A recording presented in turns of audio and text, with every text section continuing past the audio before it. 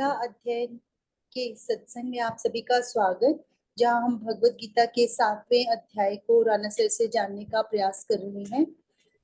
आज बारी है श्लोक नंबर 6 की ओर बढ़ने की। सर को प्रणाम और निवेदन कि आज के सत्संग की शुरुआत करें। ओम वसुदेव सुतं देवं कंस चाणूरमर्दनम देवकी परमानंदम कृष्ण वंदे जगद्गुरुम। सभी को बहुत बहुत प्रणाम। हम गीता जी का 7वां अध्याय कर रहे हैं और अभी तक हम श्लोक नंबर 5 तक चर्चा कर चुके हैं।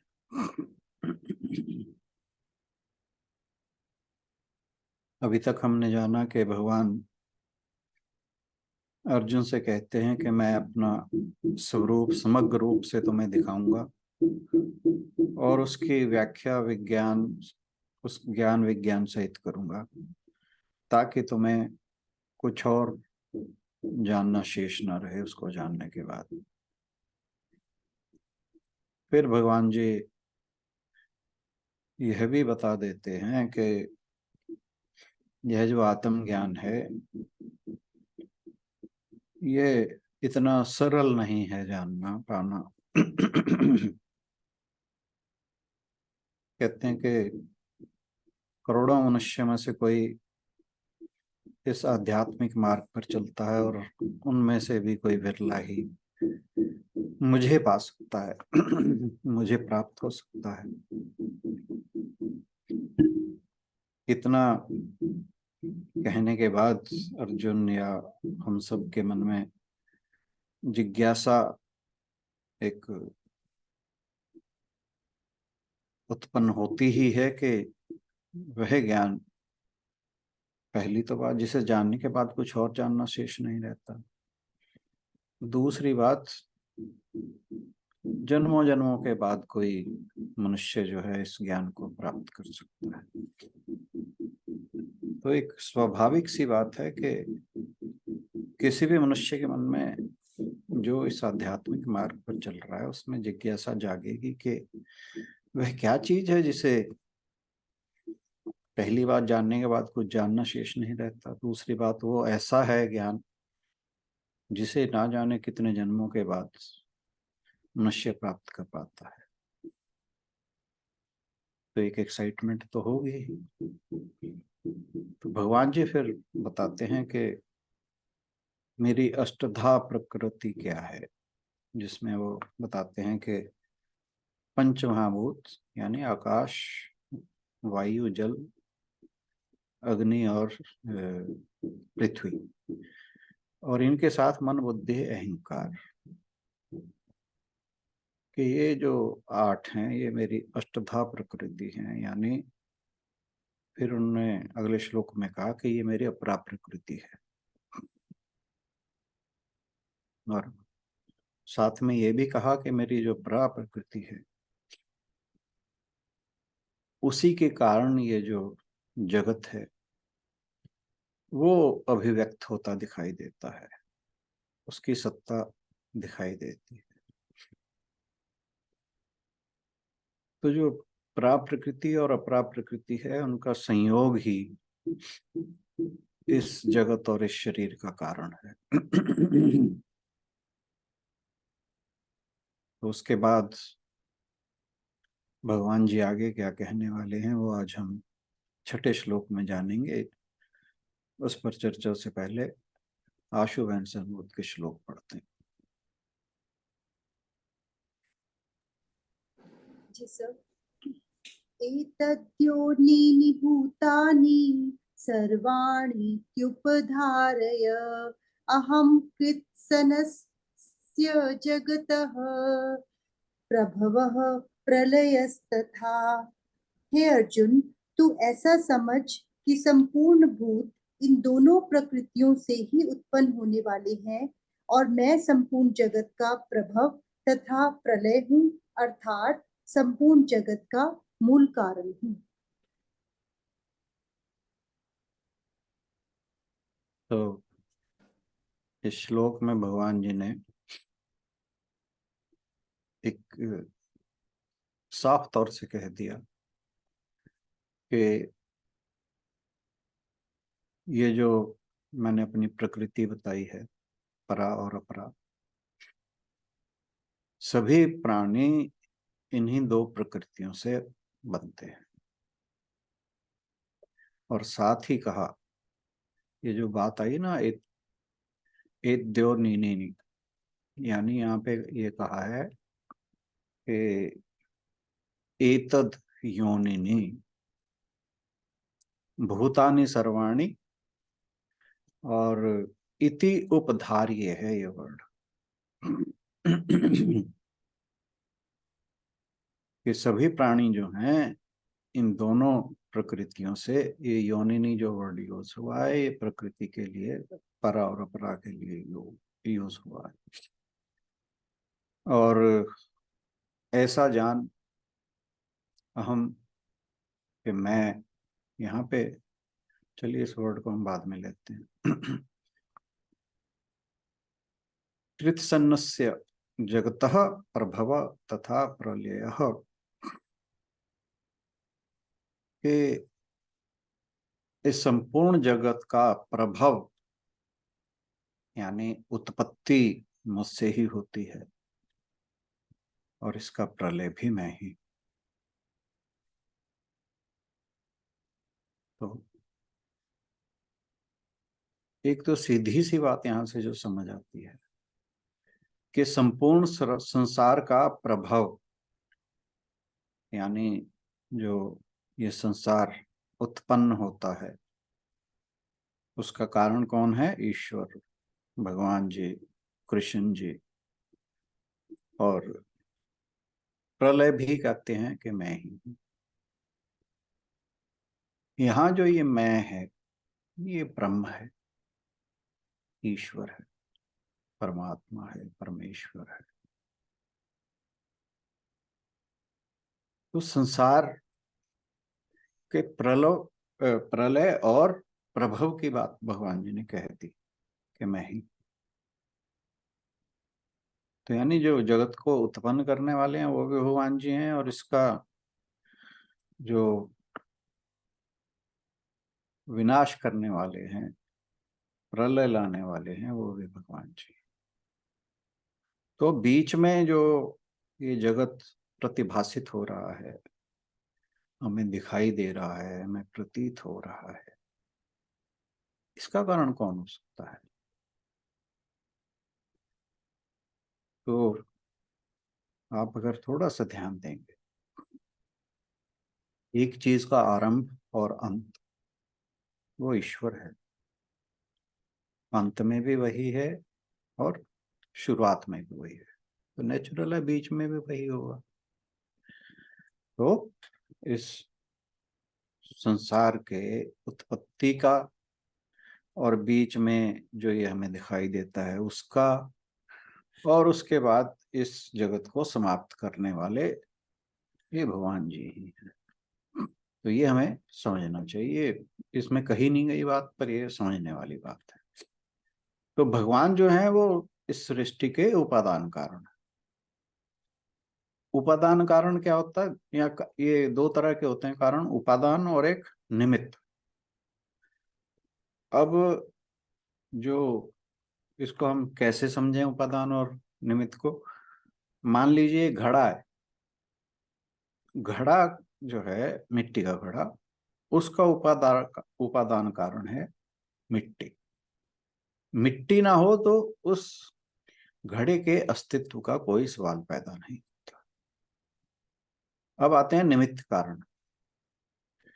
उस मिट्टी को उस घड़े का रूप देने वाला काम जो करता है वो कुम्हार करता है। तो वो जो कुम्हार है वो उसका निमित्त कारण। तो ये दो कारणों को इस तरह से समझ सकते हैं हम कि उपादान कारण जो है वो मिट्टी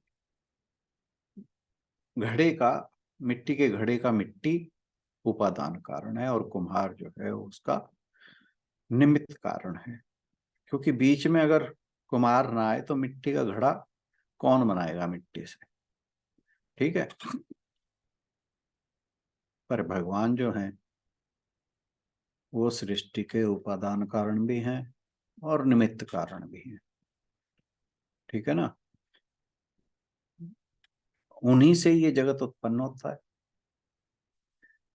और ये तो हो गया उपादान कारण। निमित्त कारण यहाँ तो कोई और तो है नहीं, भगवान जी बना रहे हैं।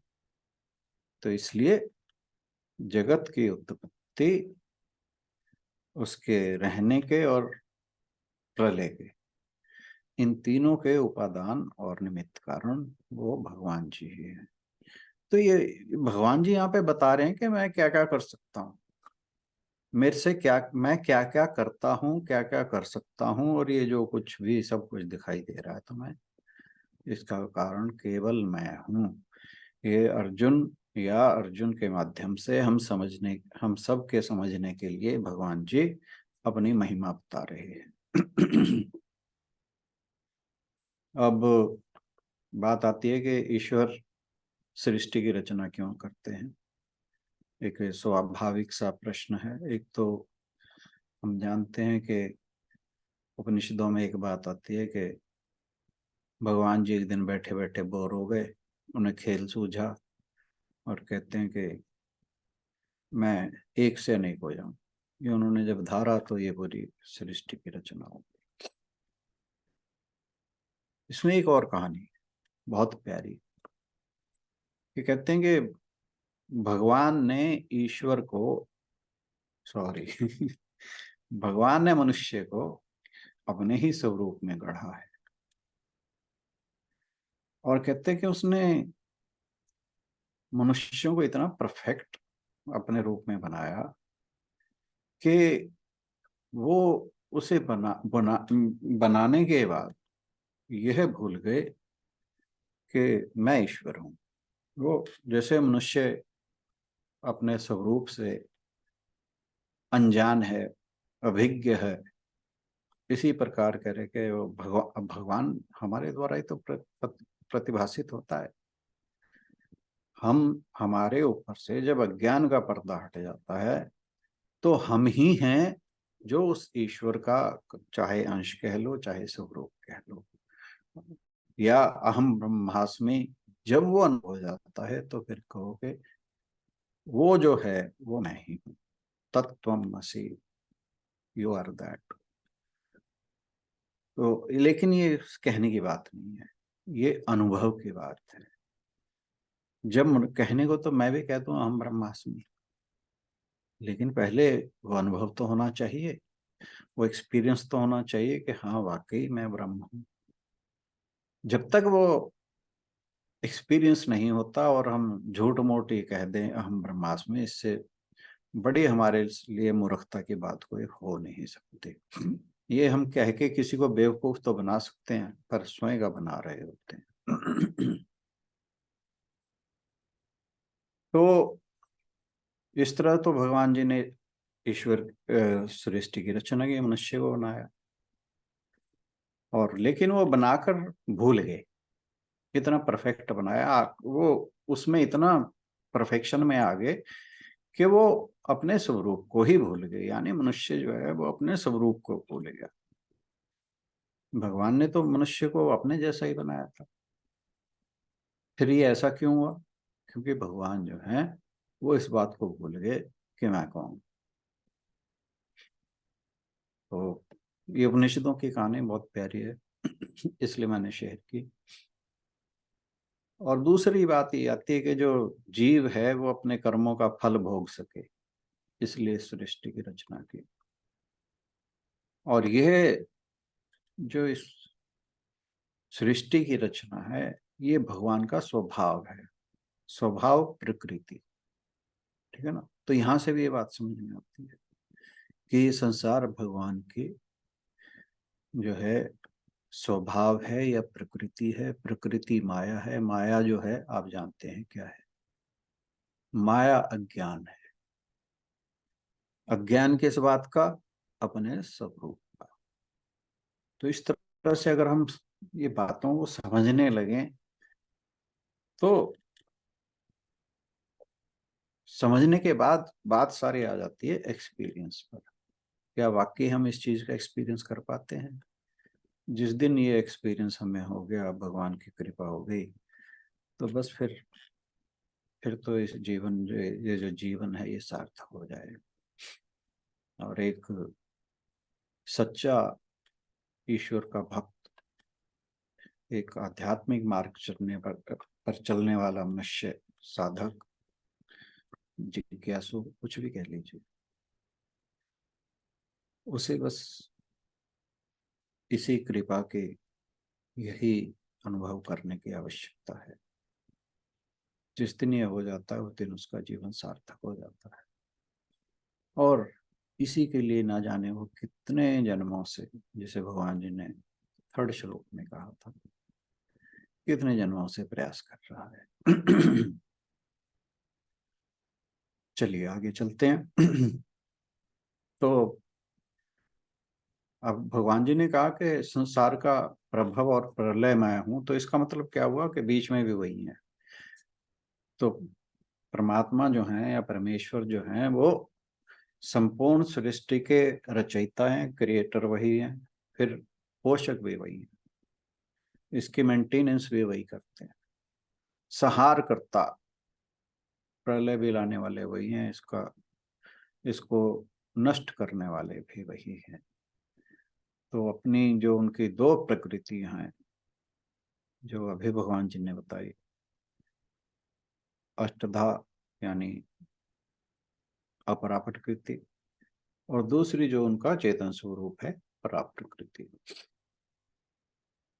तो ये जो दोनों प्रकृतियां हैं उनके संयोग से ही जो ईश्वर है वो क्रिएशन को जो है वो हमारे सामने लाता है।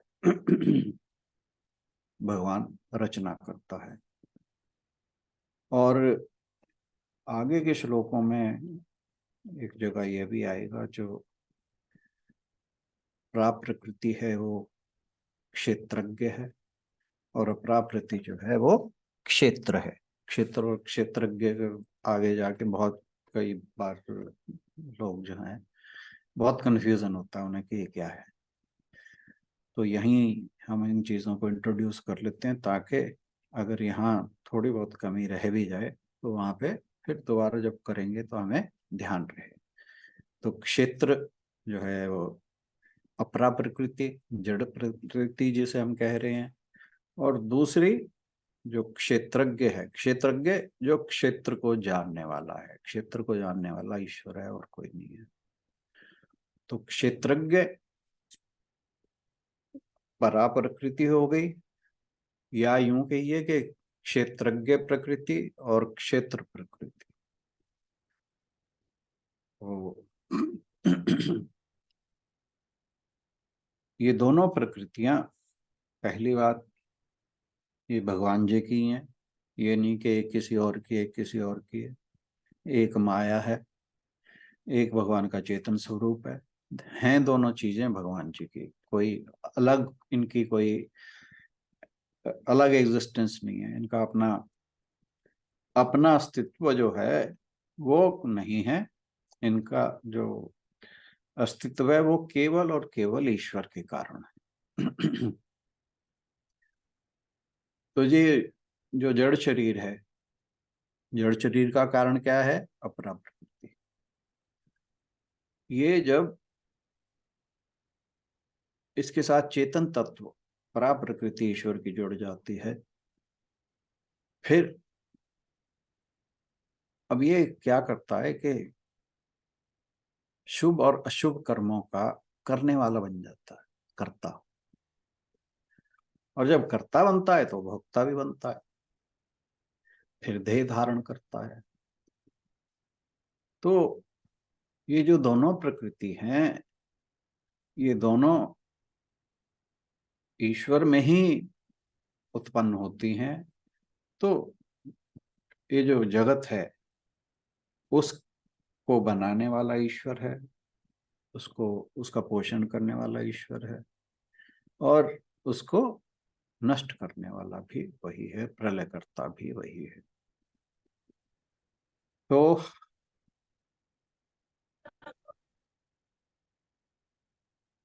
इस जगत का आधार ईश्वर है और कण कण में वही व्याप्त है। और ये जो दोनों प्रकृतियां हैं, उनसे ही ये अलग अलग तरह का जो कुछ भी हमें अभिव्यक्ति इस संसार में दिखती है, कोई पेड़ के रूप में दिखता है, कोई पौधे के रूप में दिखता है, कोई पत्थर के रूप में दिखता है, कोई पशु के रूप में दिखता है, कोई पक्षी के रूप में दिखता है, कोई मनुष्य के रूप में दिखता है। बहुत अलग अलग तरह के। ये तो वो हैं जो हम कॉमनली जानते हैं, बाकी तो पता नहीं क्या क्या उसने रच रखा है। 84 लाख योनियां बताई हैं हमारे शास्त्रों में। वो सारी की सारी इन दोनों के संयोग, परा और अपरा प्रकृति के संयोग से ही उत्पन्न होता है। और ये जो जितने भी जड़ पदार्थ हैं, जिसमें हमारा शरीर भी आता है, मन बुद्धि अहंकार भी आता है, और ये पूरा जगत आता है,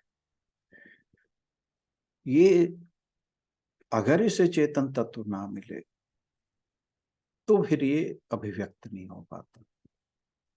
चेतन तत्व के एब्सेंस में इसकी एग्जिस्टेंस का कोई कारण नहीं बनता। एग्जिस्टेंस कारण का मतलब या ना ये ना समझें कि भगवान भी कारण नहीं, मतलब हम जो उसकी सोचते हैं ना क्रिएशन कैसे होती है, तो वो बात आ रही है। तो ये सब चीजें जब जैसी हमें दिखाई देती है, उसके पीछे उस चेतन तत्व का कारण। और एक एग्जांपल, जैसे कल मैं पर लास्ट सत्संग में संगीता बहन ने उठाई थी ना बात, कि बल्ब और उसकी बात अगर हम करें बिजली की, तो बल्ब जो है वो जब तक बिजली नहीं है तब तक प्रकाश हमें उपलब्ध नहीं होगा। तो ये जो दिखाई देने वाला है प्रकाश के रूप में, वो बल्ब को जड़ समझ लीजिए, और जो बिजली है उसे चेतन समझ लीजिए। वो दोनों जब जुड़ते हैं, हम जब बटन ऑन करते हैं बिजली का, तो जो इलेक्ट्रिसिटी है वो बल्ब में चली जाती है। उसको चले जाने एकदम तुरंत ही बल्ब जो है वो जल उठता है। ऐसे ही ये क्रिएशन है, वो जड़ है। जब उसके अंदर चेतन तत्व भगवान जी की कृपा से निकलता है, फिर ये संसार खिल उठता है। हमारा शरीर जो है वो व्यवहार करने लगता है, जो संसार जो है वो व्यवहार करने लगता है।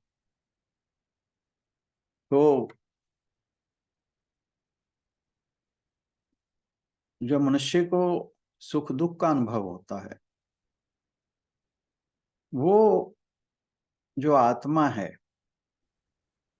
वो जैसे मैंने बात की ना कि परमात्मा हमें अपने जैसा बनाकर भूल अपने आप को ही भूल गया। तो ये जो आत्मा है, ये जब अपना स्वरूप भूल के इस ये जो अष्टधा प्रकृति है जिससे हमारा ये शरीर बना है, ये जगत बना है, जब इसके साथ अपनी तादात्म्य कर लेती है आत्मा, तो फिर जो है मनुष्य जीव के रूप में सुख दुख को प्राप्त होता है। लेकिन उसका ये जो दुख है वो मिथ्या है। वो तभी तक है जब तक हम अपने स्वरूप को नहीं जान जाते। जब हम अपने स्वरूप को जान जाते हैं तो उस परम आनंद की स्थिति में बैठ जाते हैं, तो दुख अपने आप ही मिथ्या साबित हो गया। ठीक है ना। पर ये होगा कब? ये थर्ड श्लोक पे वापस, हजारों हजारों जन्मों के बाद। अब वो अब हमारा कौन सा जन्म है, क्या पता लास्ट वाला ही हो। ठीक है ना। तो ये नहीं सोचना भाई अभी तो पता नहीं कितने जन्म पड़े हैं ना। You never know, it could be our last birth. तो जो अपने स्वरूप के साथ हम अपनी पहचान नहीं कर पाते, अपने स्वरूप की पहचान नहीं कर पाते, यही हमारे सुख दुख का कारण बनता है।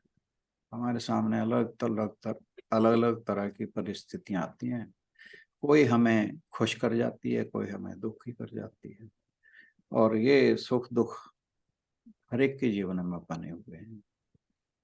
और इसकी इस सुख दुख से जो परे जाने की एक ही कंडीशन है कि हम अपने आत्म स्वरूप को पहचानें।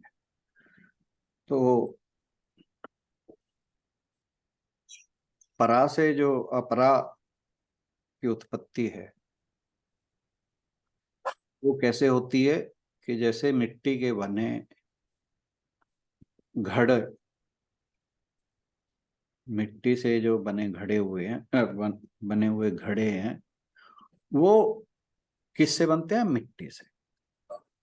ठीक है ना?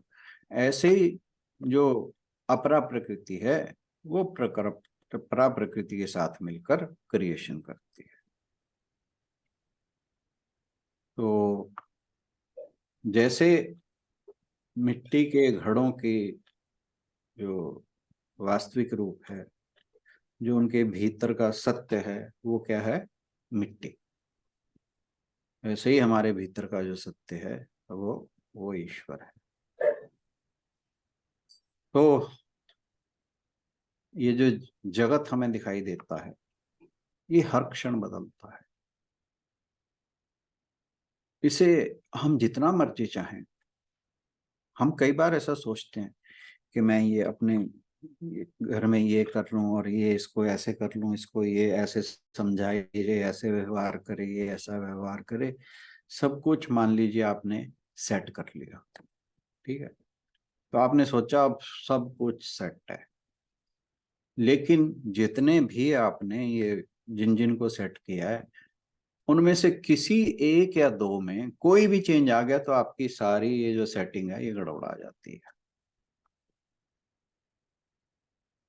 ठीक है? तो इसलिए ये जो जगत है ये हर क्षण बदल रहा है। इसलिए हम किसी भी परिस्थिति की अपने हिसाब से सेटिंग नहीं कर सकते। हम सोचेंगे सब कुछ ऐसा हो जाएगा तो मैं बहुत खुश हो जाऊंगा, मेरे को बहुत आनंद मिल जाएगा, लेकिन नहीं। आनंद जो है वो ऐसी सेटिंग से नहीं बनता। संसार को सेट करके कोई भी आनंदित नहीं हो सकता। वो जो संसार को सेट करने के चक्कर में रहता है, संसार में मेरे अलावा सब कुछ आ जाता है, मेरे पति पत्नी, बच्चे, पुत्र पुत्रियां, माता पिता। सोचो कि मेरा लड़का जो है इस तरह से काम करने लग जाए, मेरी लड़की इस तरह से काम करने लग जाए, मेरी पत्नी इस तरह से काम करने लग जाए, मेरा पति इस तरह से काम करने लग जाए, ऐसा सब कुछ हो जाए तो बस फिर मेरा जीवन जो है वो स्वर्ग जैसा। लेकिन तभी मान लीजिए पत्नी बीमार हो जाती है, बच्चा जिसने टॉप करना था वो नहीं कर पाता है, वॉट एवर रीजन, कोई ना कुछ ना कुछ तो चेंज इसमें आएगा ही। और जहां चेंज आया, जो आपने अपने सुख के लिए, अपने आनंद के लिए जो सेटिंग की थी, जहां वो चेंज आया आपका सुख का बंटा था। तो ये हमें समझने की जरूरत है। ना जाने कितने लोग इस दुनिया में आए, बहुत बड़े बड़े नेता कि ये कुर्सी मेरी है, इस कुर्सी से मुझे कोई हटा कर तो देखे।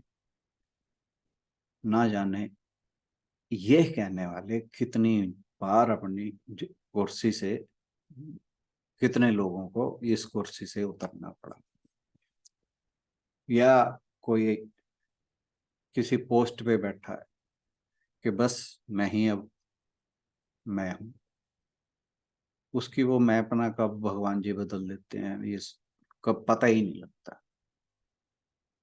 तो गच्छति इति जगत के जो ये जगत है, ये गच्छति चलायमान, चल रहा है हर समय।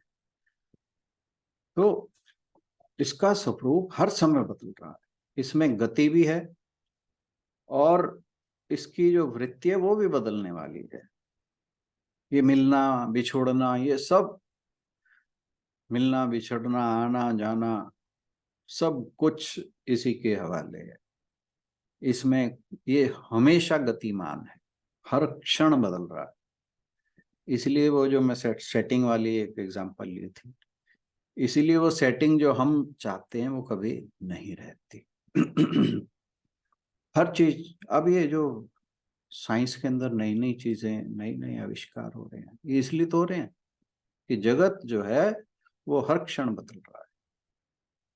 तो ये ज्ञान भी बदल रहा है और विज्ञान भी बदल रहा है, नई नई चीजें आ रही हैं, नए नए आविष्कार हो रहे हैं।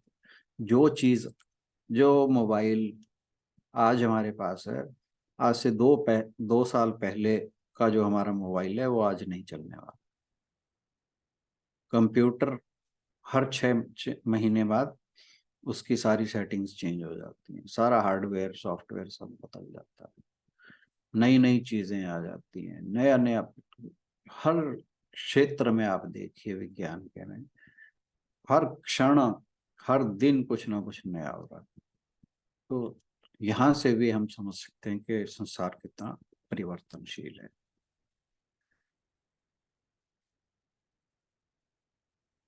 इसी प्रकार जो हमारा मन है वो भी बदल रहा है। हम, आप जरा मन के ऊपर थोड़ा सा भी ध्यान दें, आप सोचते सोचते ना जाने कहाँ से कहाँ पहुंच जाते हैं। अभी मैंने कहा ना, मन के ऊपर ध्यान दें। आप 2 मिनट बैठेंगे मन को ऊपर ध्यान देने में, बात हम कर रहे थे गीता की और आप जाके पता नहीं कहाँ के कहाँ पहुंच जाएंगे।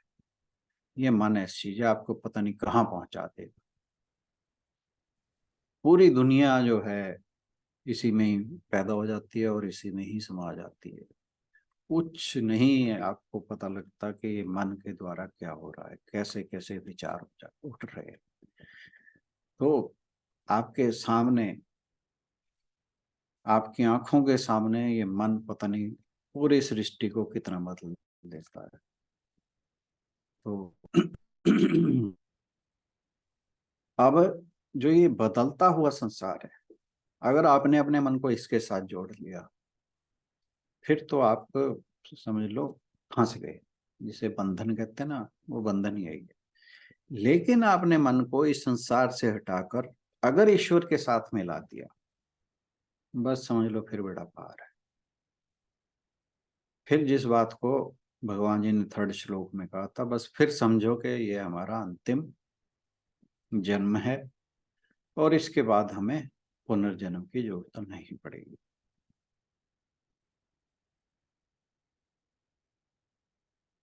अब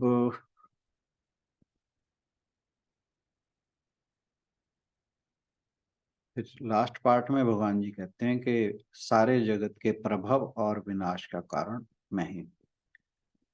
अब ये आपने सुना होगा कि भगवान की मर्जी के बिना पत्ता भी नहीं, वो बात यहीं से आती है। ठीक है ना। तो एक तो ये, एक दूसरी बात मैं अहम की बात कर रहा था कि अहम क्या है। हम अक्सर अहम को अहंकार से ले लेते हैं। अहम कृत सन्नस्य जगतः प्रभव प्रलस्य तथा। तो यहाँ जो अहम है, ये समझने की बात है कि ये क्या है। अहम यहाँ पर अहंकार नहीं, क्योंकि अहम के साथ या तो कार लगे या ता लगे। अहंकार तो आप समझते हैं क्या हो गया, ईगो, अहंता मारने वाला। तो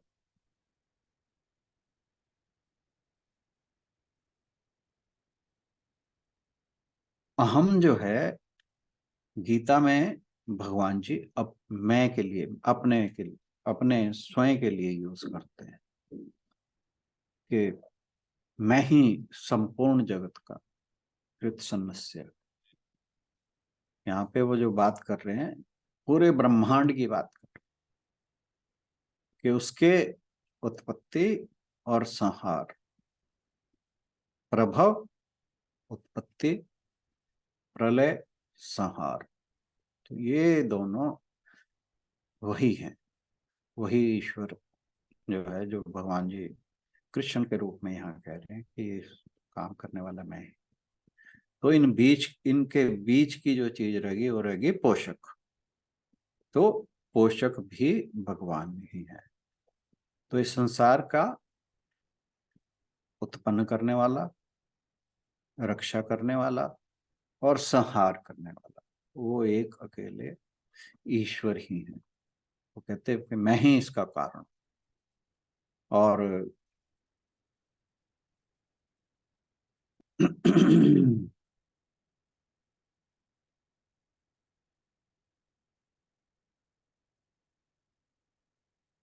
जो मनुष्य है जब तक अपने स्वरूप को नहीं पहचानता,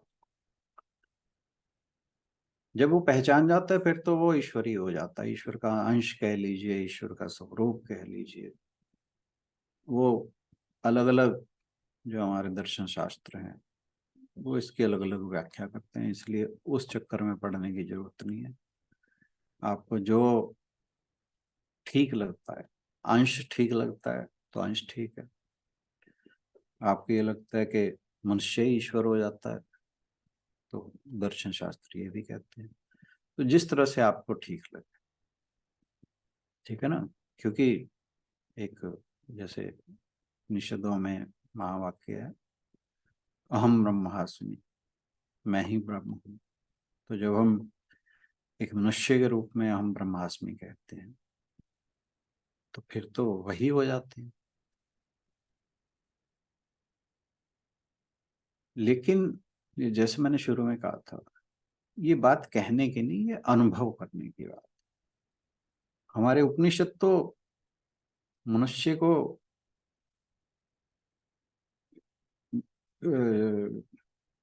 उसमें कहा गया है कि अमृतस्य पुत्र, हे अमृत के पुत्रों। तो अमृत यानी जिसकी मृत्यु नहीं होती। तो यहाँ सबको उस उपनिषद में क्या मुंडक उपनिषद है, अमृतस्य पुत्र। स्वामी विवेकानंद ने भी जाके शिकागो में ये कहा था, जिसके लिए घंटों तालियां बजी थी। तो वो अमृत्यु के संतान कहते हैं मनुष्य को। पर वो अमृत्यु की संतान तभी है जब वो अपने स्वरूप को पहचाने। तो जब तक मनुष्य अपने स्वरूप को नहीं पहचानता तब तक वो अमृत्यु की संतान नहीं हो पाता। जब स्वामी विवेकानंद ने शिकागो में ये बात कही थी तो इससे पहले तो कोई मनुष्य इस बात को समझता ही नहीं था कि वो डिवाइन है। यह भी बात कही थी स्वामी विवेकानंद ने कि every human being is divine but the, क्या कहा, हाँ, the aim is to manifest this divinity. तो इस दिव्यता का हमें मैनिफेस्ट करना है, अपने अंदर अनुभव करना है। तो जो मनुष्य की पहचान है, उसकी महानता है, उसकी महिमा है, उसकी गरिमा है, ये सब वो तभी बाहर निकल कर आती है जब मनुष्य उस अपने जो दिव्यता है उसको अनुभव कर ले। और चौथे श्लोक में भगवान जी ने अपनी निम्न प्रकृति का जिक्र किया जो अपरा प्रकृति है, और पांचवें में अपने परा प्रकृति की बात की, और जो छठा श्लोक है वो इन दोनों को जोड़ देता है। ये जब दोनों मिलते हैं तो फिर जो भगवान ने कहा था ना समग्र रूप से उत्तम, तो भगवान समग्र रूप से यहाँ पे मैनिफेस्ट हो जाता है। मैं ही इस सृष्टि का करता हूँ, कर्ता मीन्स क्रिएशन करने वाला, मैं ही इसका संहार करने वाला हूँ, और बीच में पोषण भी इसका मैं ही करता हूँ।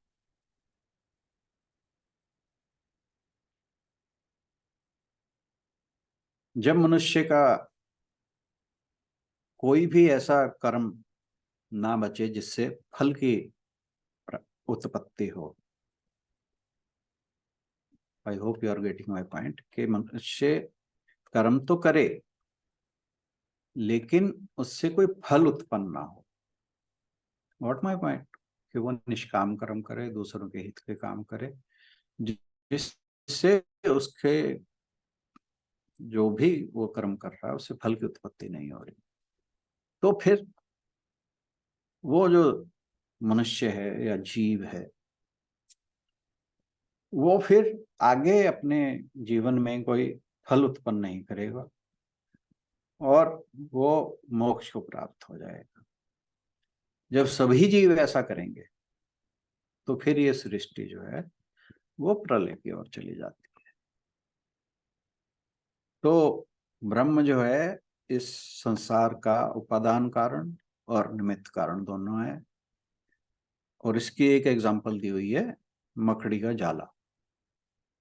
जैसे मकड़ी अपने जाले का निर्माण करती है तो उसका उपादान कारण है, फिर वो उसे अपने में ही खींच लेती है उस जाले को, तो वो निमित्त कारण भी वही हो गया।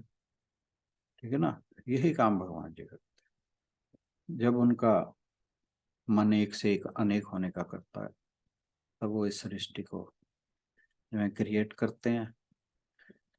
जब सारे जो भी इस सृष्टि में दिखाई देता है उसको वो अपनी ओर खींच लेते हैं अपने अंदर, जैसे मकड़ी जाले को खींच लेती है, फिर वो इसके संहार करते हैं। तो ये जो परा और अपरा प्रकृति थी ये दोनों भगवान के ही रूप हैं, भगवान की प्रकृति है, भगवान का ही स्वभाव है। जब वो क्रिएशन करना होता है इन दोनों का संयोग हो जाता है। जब वो इन्हें अपने आप अपने अंदर खींच लेते हैं तो फिर इस सृष्टि का संहार हो जाता है। तो इस श्लोक में इतना ही, बाकी हम आगे भगवान जी क्या कहते हैं अर्जुन को उसे हम अगले श्लोक में पढ़ेंगे। तो तब तक के लिए विदा, और आज के लिए थैंक यू सो मच।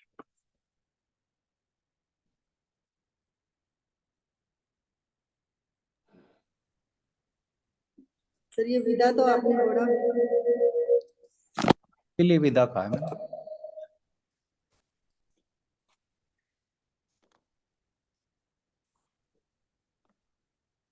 चलिए चलते हैं समापन की ओर। ओम पूर्णमदः पूर्णमिदं पूर्णात् पूर्णमुदच्यते पूर्णस्य पूर्णमादाय पूर्णमेवावशिष्यते। ओम शांति शांति शांति। हरिओम। सभी को बहुत बहुत प्रणाम, और आज के सत्संग में आने के लिए बहुत बहुत धन्यवाद। Thank you everyone.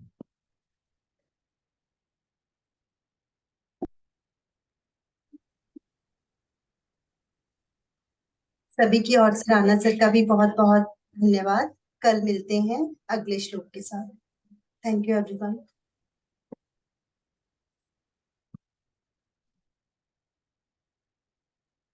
किसी का कोई विचार हो, कुछ समझ आना रह गया हो तो जरूर हम आज बात कर सकते हैं।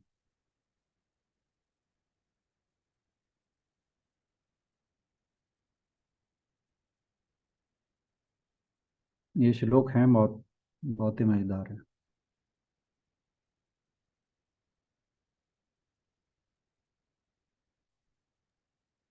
जी सर, आपने करवाया भी बहुत अच्छे से आज।